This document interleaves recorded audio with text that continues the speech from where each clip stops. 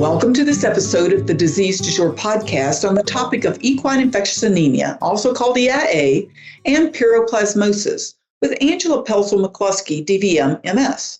She is a national equine epidemiologist for the USDA's Animal and Plant Health Inspection Service Veterinary Services. We've talked to Dr. Pelzel-McCluskey in the past about the rise in EIA cases in the United States, but the cases keep coming. According to confirmed reports from the Equine Disease Communication Center, in California, there have been dozens of confirmed cases of EIA this year, plus cases in Arizona, Iowa, Ohio, Alberta, and Saskatchewan, Canada, and multiple locations in Texas. So, Dr. Pelzel-McCluskey, why are we seeing this rise in U.S. cases of EIA and sometimes piroplasmosis? And what can veterinarians do to educate and help protect clients? Thanks for having me today, Kim. I think the reason why we're seeing more cases is twofold. First of all, I think it's some better awareness. So I think the message is getting out that horses that have participated, either currently or formerly, in quarter horse racing are at higher risk for iatrogenic exposure to equine piroplasmosis and equine infectious anemia. So I think that part's really good. The other thing that we're seeing is that the popularity of illegal, unsanctioned, or bush track racing is increasing. And this is due in part to a lot of communication by social media. They're getting a really large following of not only more participants in bush track activity, but more fans. Racing fans have migrated away from sanctioned racing and are instead attending these illicit bush track events on the weekends. So all of that activity has led to a lot more horses being involved in the racing in that venue. Can you tell me, Dr. Pelzel-McCluskey, how are we getting some of these illegal racehorses that are coming in and bringing these problems? Yeah, it's a good question, Kim. So we, as you know, have heard about a lot of border activity along our border with Mexico. We also have a lot more horses that are crossing illegally for a variety of reasons. We have people that are participating in racing in both Mexico and in the U.S. and are moving horses illicitly back and forth without officially presenting them for import. We also have a group of horses that are have buyers here in the U.S. for a higher value for sale here in the U.S. And so they're moving horses illegally via Mexico to fill that market because we have buyers for all different kinds of horses, Andalusians, Lusitanos, Friesians, warm bloods from other countries are now moving in high volume across that southern border illegally because there are buyers here in the U.S. that want to pay money for those animals. Just to stay with that for just a minute, I know you and I have talked about this before. Sometimes the U.S. buyers don't even realize whether they're coming from South America or even Europe, that some of these horses are coming in illegally. They appear in the United States. They have a history that seems legitimate, but we don't know what kind of diseases they brought in because they've never been checked. That's exactly right, Kim. It's a huge problem. So buyers in the U.S. who are working through a broker or other individuals who find horses for them in other countries, they may not know how the horse is actually physically arriving in the U.S. And while all of our U.S. brokers are using confirmed legal channels, they're flying horses into our animal import centers and using all the right processes, we have other individuals who have broken into this market that are marketing horses and illegally moving them across our southern border rather than presenting them for official import. And so the receiving end, the person who's buying the horse in the U.S. may not physically know how the horse arrived here and may not know the disease risks associated with that movement. They may know the horse is an import. They may know that they're dealing with someone overseas to purchase the animal, but the details of how the horse is arriving in the U.S. may be unknown to those buyers. And that's a little bit scary. No, that's a lot scary. I'm just going to flat out say that that's scary. Okay, so we have horses that come in. We don't know their health or wellness status. And they're going to some of these bush track races. But I know you've also said that occasionally they come in and they're good enough that maybe they'll end up in a sanctioned race. I see that a lot, actually. So a lot of our Piroplasmosis or EIA positive quarter horse racehorses, when you track their racing history, they typically are involved in both sanctioned and unsanctioned racing at some points in their career. And some of them you can see very clearly are moving back and forth between those two venues. So they'll run a sanctioned race 1 month, and then they'll be missing from sanctioned racing for a few months, and they're participating on the bush tracks, and then you'll see them pop up again at a sanctioned race. So people are capitalizing on the amount of money they can make with the multitude of races they're participating in. And so they do double duty with these horses, and they just are trying to win the most prize money, no matter what the venue is. And for all of our listeners who think this is simply a west or southwest problem, have we seen any of these horses that have been traced back to sanctioned and unsanctioned races anywhere else in the country? Absolutely, Kim. So far we have found 84 bush tracks in 24 different states. Wait a minute. 84 bush tracks in 24 states? I have confirmed address locations for 84 bush tracks in 24 states. There's still many more out there. Those are just the ones that we have a physical address and we have physically located them and see that they're active. That's shocking because the American Quarter Horse Association will tell you they only have about 40 tracks that participate in sanctioned racing. So this is clearly much larger with the venues involved than even our sanctioned racing. And again, just to make it clear, these 24 states are not just the 24 states that are west of the Rockies. They're all across the U.S. from coast to coast. And like I said, there are many more. There will be other states found with bush tracks that we haven't yet located, no matter where they are in the U.S. Oh, my goodness.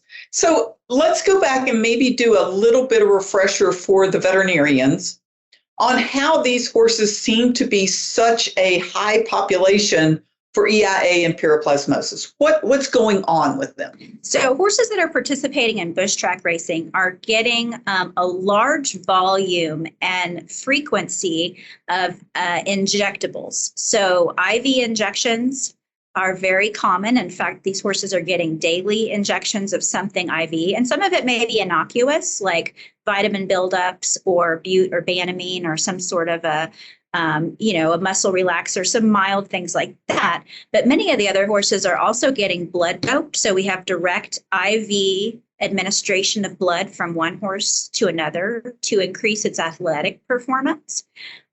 We also have IV fluid administration and dextrose and other supporting materials that are coming through an IV tube into the horse. And that may be for recovery or for training purposes. And the problem is that the same rubber tubing set for IV tubing is being used between horses. And the blood tubing is being contaminated by blood from one horse and administered into another horse.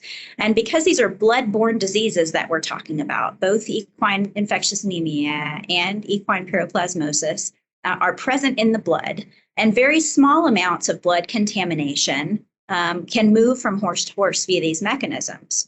So reuse of needles and syringes in this population is a problem because so many different injectables are being administered daily. And there's no rules in unsanctioned racing, right? So they get drugs and other medications administered IV on the track immediately before they're loaded into the starting gate. And so we have this on film. There are many, many videos that you can find on YouTube and Facebook and other social media sites that show how the horses are being handled. And we have a video of all these horses being injected with something before they're entered into the starting gate.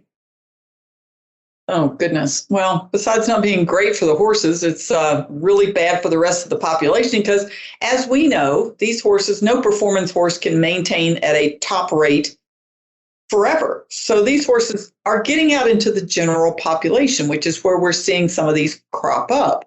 So and no one is trying to say don't adopt these racehorses, but what kind of suggestions do you make to the veterinarians who have owners that say, oh, I'm going to adopt this horse from an auction or a sale or a former racehorse, or it's a quarter horse? And what should the veterinarians immediately, the lights should start flickering for them? Yeah, it's a great question, Kim. So any equine practitioner or veterinarian who encounters an owner that wants to purchase a racing quarter horse or a former racing quarter horse for whatever purpose, the bells and whistles should go off at that point. We need to have these horses tested for both equine infectious anemia and equine piroplasmosis as part of their pre-purchase exam. This is something where we don't want your client, the prospective new owner, to end up with a diseased horse and all of the cost and potential treatment, or maybe we can't treat it if it's EIA and they're going to lose their investment in the horse through euthanasia. So practitioners really need to be aware that horses coming out of this population, whether it's sanctioned racing or unsanctioned racing or completely unknown, but the horse has a lip tattoo and has clearly been in racing before, that would be a red flag that we need to have that horse tested for both piroplasmosis and EIA before the owner consents to purchase the animal. And that should be a normal part of our pre-purchase examinations on these types of horses. And the thing about piroplasmosis, okay, so I've got a horse, and if I want to take it to a competition or across state lines, we're pretty much going to test for EIA. But piroplasmosis, that's not something you might test for. So we could just be hauling this all around the country. That's exactly how we find these horses. We find equine piroplasmosis positive horses sometimes years after they may have become infected with the disease. And it's simply because our surveillance testing right now is limited to active sanctioned racehorses. And so once the horse leaves that purview, it may never get tested for piroplasmosis again, unless it's being sent for export or someone's just curious or it's ill and someone's testing it for that possible disease. But in many cases, they may never get a piroplasmosis test again. And that's where we're missing disease going out into the general population and potentially serving as a reservoir to infect other horses. And again, we kind of want to go back to hey, just because it's not a racing quarter horse, it could be an Andalusian or some other breed of horse. It still is a great idea to test them if you're the new owner for Piro. It is. In fact, that's our other high-risk group for piroplasmosis. If you have a horse that has been previously imported, but you were not responsible for the importation and you do not have documentation, USDA paperwork that shows how the horse entered the U.S., then it's really a good idea for you to work with your practitioner and get an equine piroplasmosis test. The reason I say that is we're finding Andalusians, Lusitanos, Frisians, and warm bloods from other countries. And they're clearly previous imports. They may have a microchip that indicates what country they came from. They may have registration papers that come with them that indicate they came originally from another country. But the receiving person doesn't know how the horse came in. And if it didn't come in legally, then it did not get tested for equine piroplasmosis. Equine piroplasmosis is an endemic disease in many of these other countries, spread by natural tick-borne transmission. So there is a percentage of the population in all these other countries where that is a normal disease that they are considered endemic for in these countries. And that means us being an equine piroplasmosis-free country, we're a different standard. And if they didn't come in through official import channels, they would not have been tested for equine piroplasmosis and their infection identified so that they could not come in. And all of this, whether it's EIA or piroplasmosis, when these horses are discovered, it's a big deal, not just for the client and the farm, but for the veterinarian who has to manage all the horses around these. It is a big deal, Kim.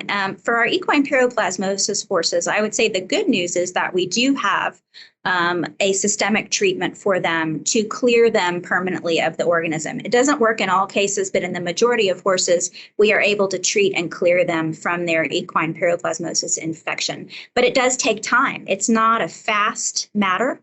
And we have to wait for the horse to go completely antibody negative after we've removed all the piroplasms for that horse to be released from quarantine. And sometimes loss of all that antibody may take 1 to 2 years. If the horse has been infected for a long time, it's been seeing the organism over and over and creating antibodies to it daily. So we have to wait for all those antibodies to go away, and we need that horse to be test negative in the US post-treatment to be able to release that quarantine. So the current owner may be loss of use of that animal for the period of time that it remains under quarantine. Even while we've shown it's cleared of the organism and it's not a danger, it still tests positive and it's not going to be able to move anywhere with that. And then there's always the issue of the U.S. is a piroplasmosis free country, but we do have some ticks in this country that can spread this disease.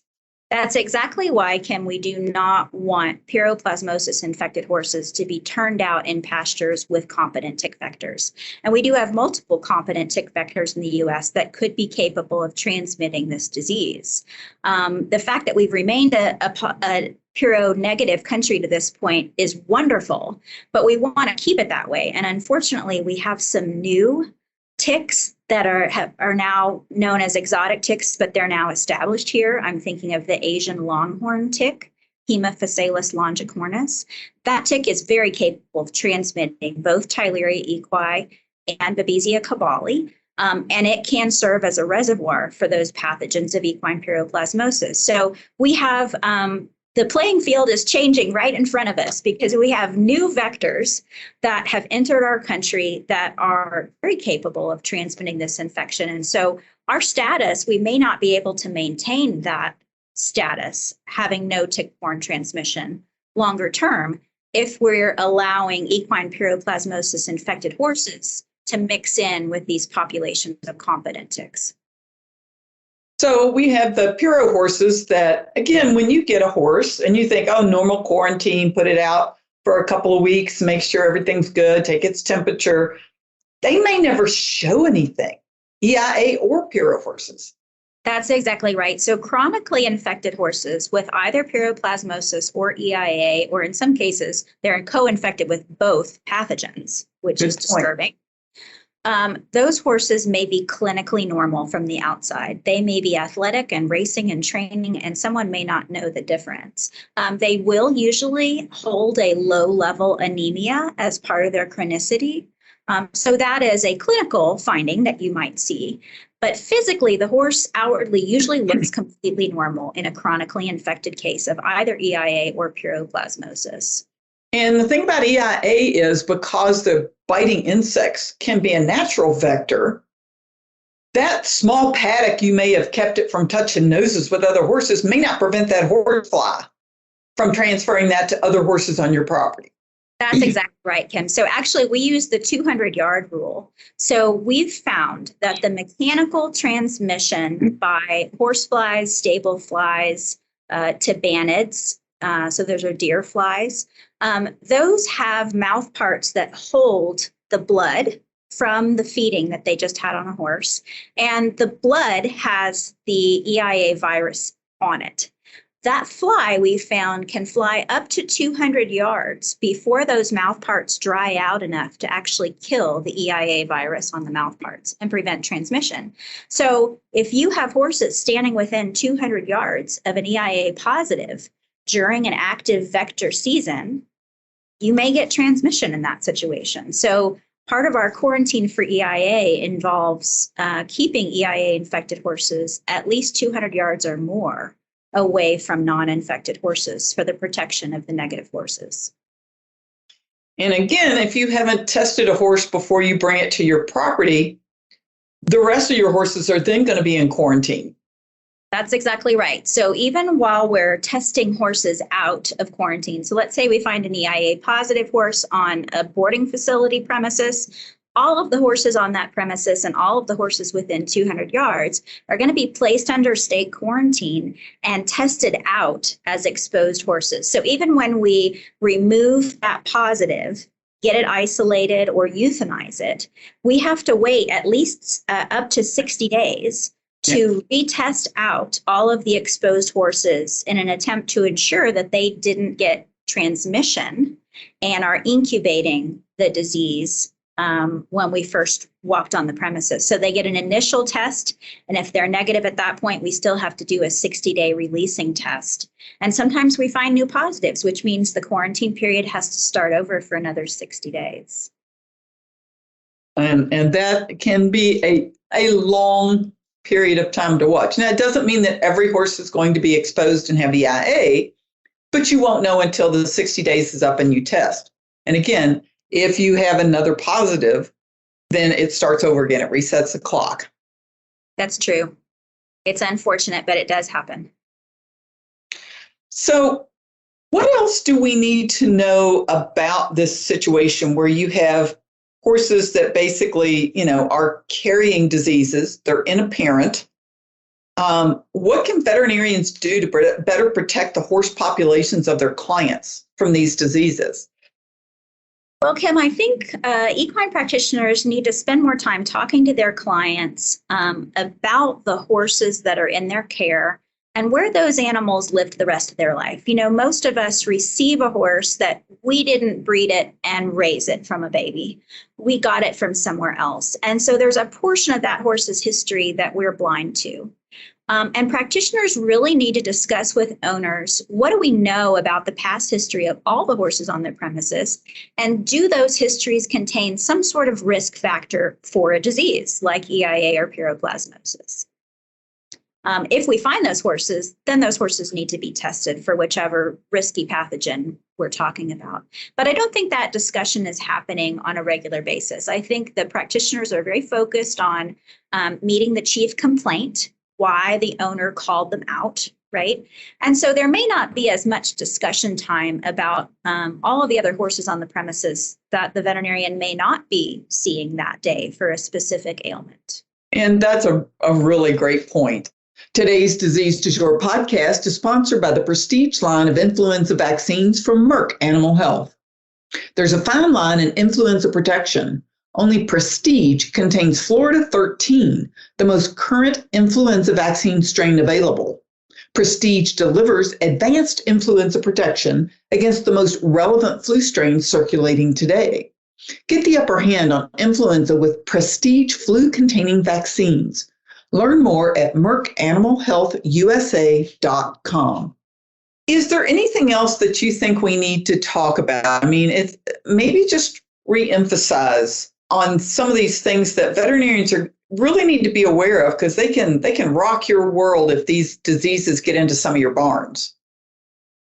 I'm not sure that equine practitioners are aware of the volume of horses that are participating in bush track racing in America right now. And I cannot put a number on it. We do not know, but it's in the thousands or tens of thousands at least. And this is a population that's overturning on a year-to-year basis, because the horses are only still able to race and win after their sanctioned race career for a couple more years. And then they're going to go on to some other athletic endeavor out of racing.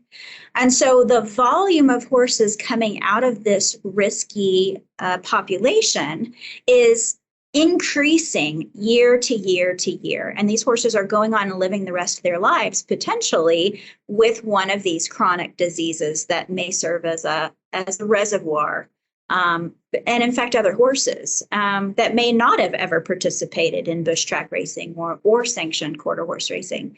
So practitioners really need to be aware of the volume of horses that may be exposed in this population, and the fact that we have nothing that's decreasing the activity related to bush track racing. It's only increasing.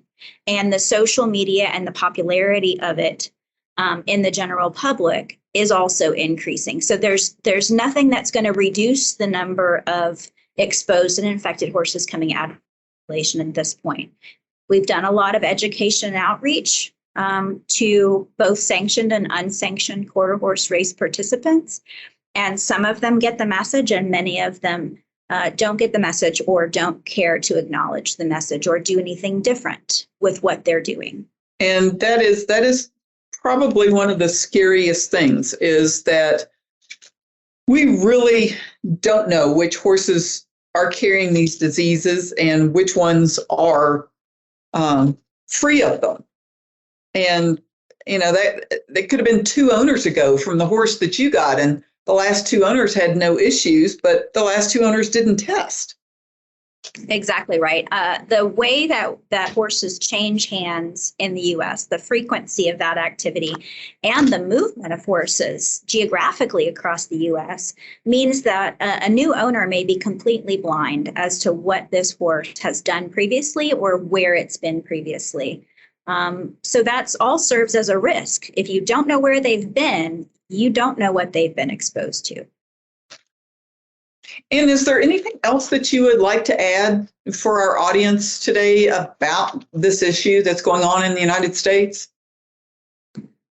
I'd really like for equine practitioners to be aware of the volume of horses that are moving illegally across the southern border. That's another volume that I cannot put a number on, but we regularly intercept horses being actively smuggled from Mexico, many different types of horses being smuggled from Mexico for a variety of reasons.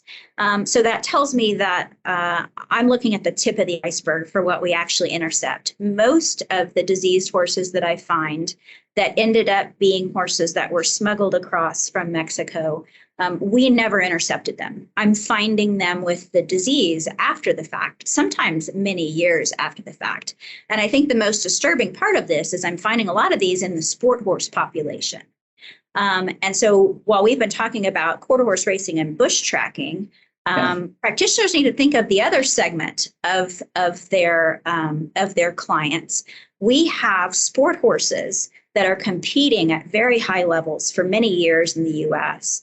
that are carrying one or both of these diseases, and they may not have ever been tested for it. Piroplasmosis is the one I'm finding most frequently because, as you noted, the EIA testing to enter events for sport horses is a normal thing. That's a regular annual thing that they do. But piroplasmosis is something that they would not be aware of. So practitioners need to be aware of that high-risk population as well and talk to their clients about if the horse has never had a piroplasmosis test with that client, they may want to get that done. And that is a great point. And I really appreciate you joining us today. I think we may have to keep touching on this because every year we've talked about it and it just keeps getting worse.